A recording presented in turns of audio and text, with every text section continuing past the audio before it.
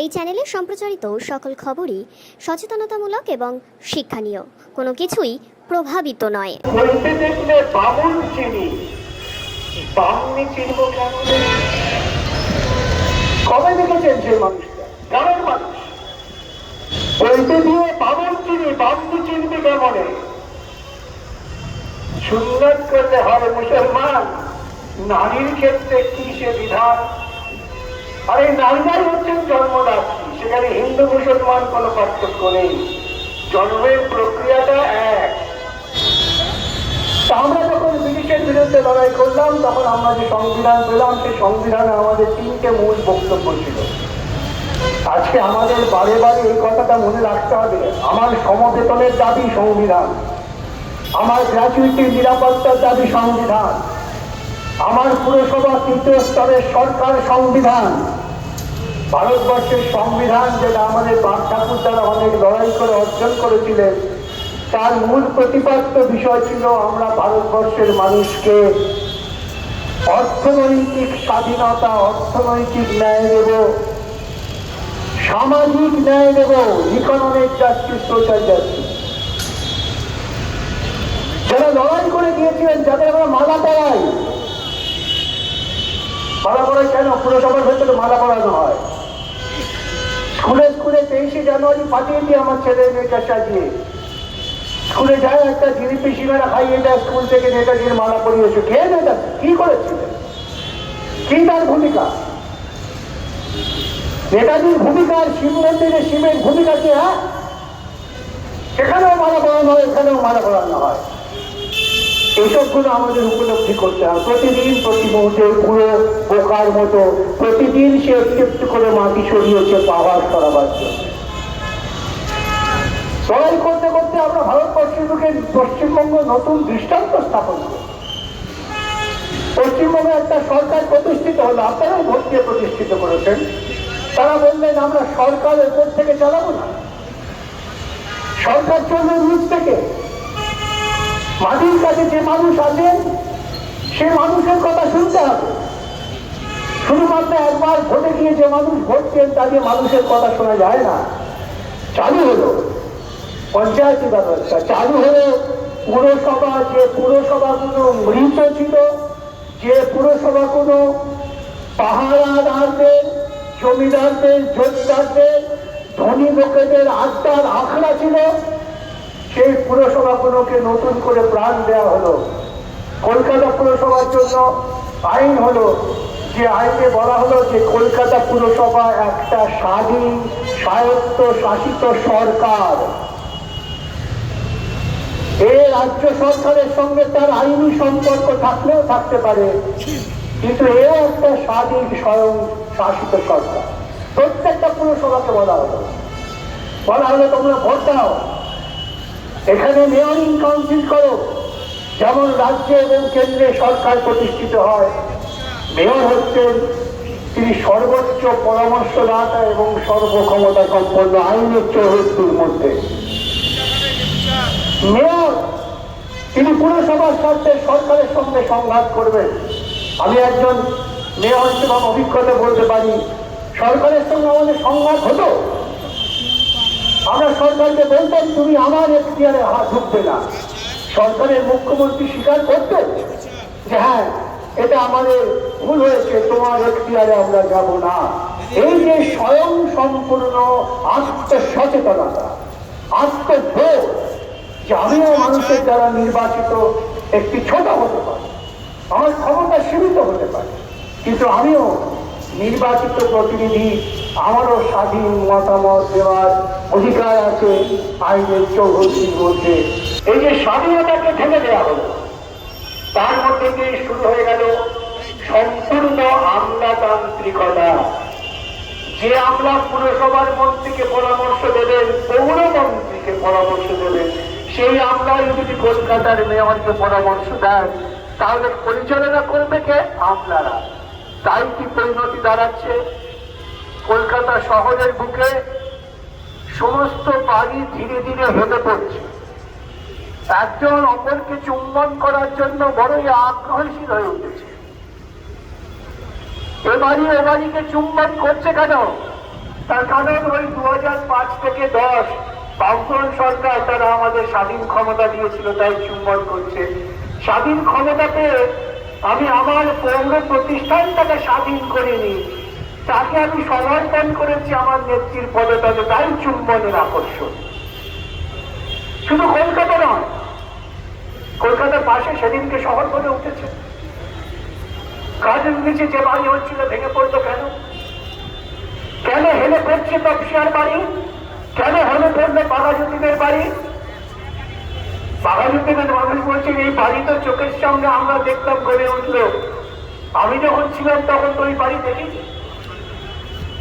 তপসিয়ার লোকেরা বলছেন, কি বলছেন তারা? সেখানকার মানুষ এসে কি অভিযোগ করেন আমার কাছে? হ্যাঁ, আমি বলছি দায়িত্ব নিয়ে আমার কাছে অভিযোগ করেন। তারা হয়তো ভাবেন যে এককালে যিনি মেয়র ছিলেন তিনি হয়তো কিছু করতে পারবেন।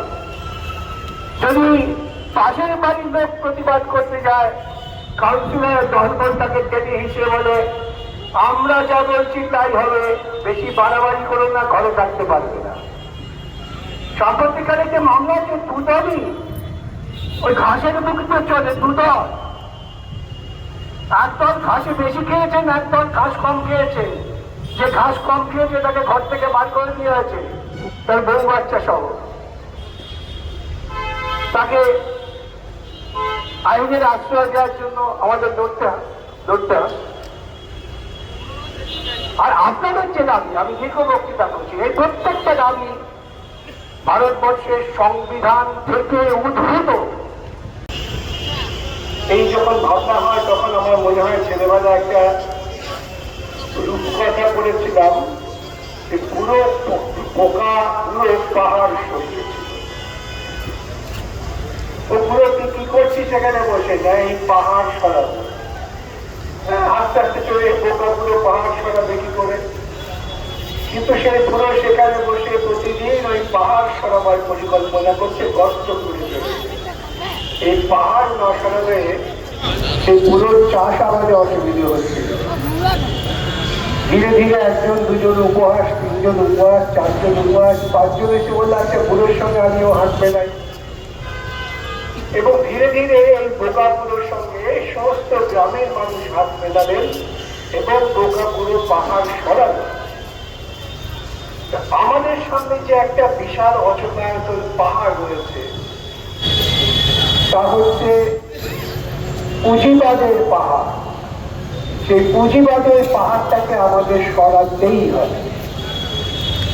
সেই পুঁজিবাদের পাহাড়কে সরাবার লক্ষ্যে ভারতবর্ষের বুকে ব্রিটিশদের বিরুদ্ধে আমাদের দেশের মানুষ লড়াই করেছিলেন। মাতঙ্গিনী হাজরা যখন বন্দুকের সামনে দাঁড়িয়ে ঝান্ডা নিয়ে এসেছিলেন তখন তিনি স্বপ্ন দেখেননি যে কালকেই তিনি গ্রামের মহারানী হয়ে যাবেন। তিনি স্বপ্ন দেখেছিলেন যে আমার দেশকে যদি ওই পুঁজিবাদের যে চূড়ান্ত সাম্রাজ্যবাদ ইংরেজদের সরাতে হয়, আমাকে লড়তে হয়। আমি মরে যাব, কিন্তু আমার পরবর্তী ছেলে মেয়ে নাতি নাতনি তারা তো ভালো থাকবে। ক্ষুদিরাম যখন 17 বছরের ছেলে, 17 বছরের ছেলে আজকাল প্রচারে বিজ্ঞাপনের ধাক্কায় ভ্যালেন্টাইন্স ডে কবে আসবে তাই নিয়ে খুব বেঁধে থাকে, মাতিয়ে রাখা হয়।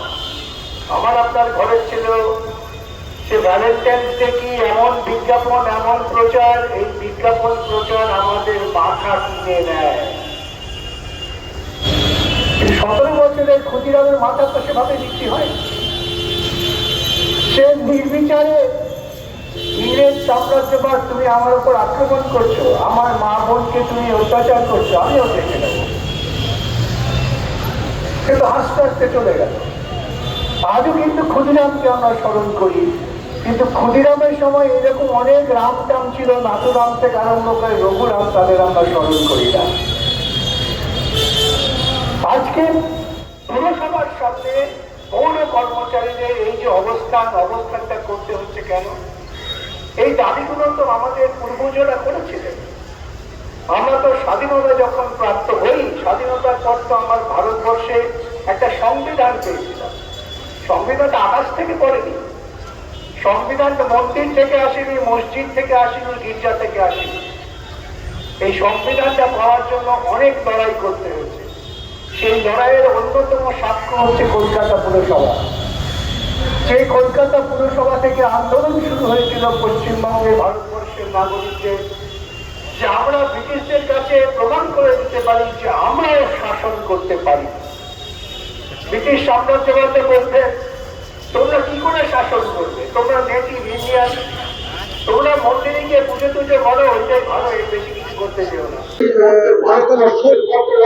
কর্পোরেশনের পর পর যে ঘটনাগুলো ঘটছে, আজকে এই যে অবস্থান বিক্ষোভ, সেটা কর্মচারীদের তাদের বিভিন্ন দাবি দাওয়া নিয়ে। কর্মচারীদের জীবনে যদি নিরাপত্তা না থাকে, তো সেই কর্মচারীরা তারা স্বাভাবিকভাবেই কিন্তু নিষ্ঠার সঙ্গে কাজ করতে পারেন না। দুর্ভাগ্যের হচ্ছে কর্মচারীরা এখানে অবস্থান করছেন, আর পৌরমন্ত্রী তাদের সঙ্গে দেখা পর্যন্ত করতে চাইছেন না। এটা এক ধরনের অগণতান্ত্রিক কার্যকলাপ। আসলে পুরমন্ত্রী বা রাজ্য সরকার মানুষের থেকে দূরে সরে যেতে চাইছেন, ভয় পাচ্ছেন। সাম্প্রতিককালে গোটা রাজ্য জুড়ে যে ঘটনা ঘটছে, তাতে এরা এতটাই নিজেদের দুর্নীতির মুখোশটা খসে পড়ছে, যার ফলে সাধারণ সত্যের মুখোমুখি হতে ভয় পাচ্ছে। কলকাতা একের পর এক বাড়ি হেলে বলছে যে এটা হচ্ছে RSS স্কুলের শিক্ষা। মোদি যেমন যখনই ব্যর্থ হচ্ছে নেহরুকে টেনে আছে। নেহরু কবে ছিল, কি পরিস্থিতি ছিল, সেখানে কেন পারছি না, নেহরু এই করে গেছে। আরে তোরা তো লোকের কাছে ভোট চেয়েছিস এ কথা বলেই যে বাম আমলের এই ব্যর্থতা আছে। ভোট দিয়ে ক্ষমতায় এসেছিলি কেন, যে সেই ব্যর্থতাগুলো থেকে থাকে তাকে তারা সংশোধন করবেন। এখন ব্যর্থতার দায় বাম আমলকে। এই যুক্তিগুলো হচ্ছে প্রকৃতপক্ষে পলায়ন মনোবৃত্তি এবং একজন পরাজিতের মনোবৃত্তির বহিঃপ্রকাশ, আর কিছু না।